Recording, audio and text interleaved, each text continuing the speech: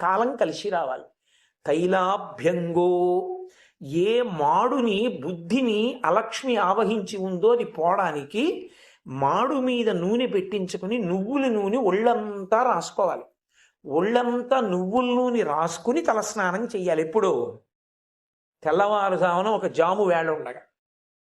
అలా చేస్తే తైలాభ్యంగో విధీయతే. అలా దీపావళి పండగ నాడు స్నానం చేసి దీపం ఎవరు పెడతారో అలాంటి వాళ్ళందరికీ కూడా ఒకటి పాప పరిహారము, గంగా స్నానం చేశాడు అని ఫలితం వేసేస్తారు.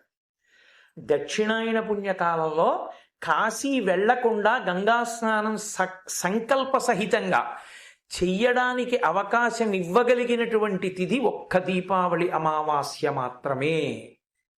వేరొకసారి మీరు ఏదో మంత్రం చెప్పి గంగే జమునే చైవ గోదావరి సరస్వతి నర్మదే సింధు కావేరియౌ జలేస్మిన్ సన్నిధిం కురు అనాలి. కానీ మీరు ఏమీ అనకపోయినా మీరు తెల్లవారుజామున స్నానం చేస్తే మీరు చేసిన స్నానం గంగా స్నానం చేశాడు అని వేసేస్తారు. గంగా స్నానం చేస్తే ఏమవుతుంది? భవాంగపతి తంతో యం పవిత్రమితి వస్పృశో అని వాల్మీకి. అది పరమశివుని యొక్క శరీరానికి తగిలింది గంగ.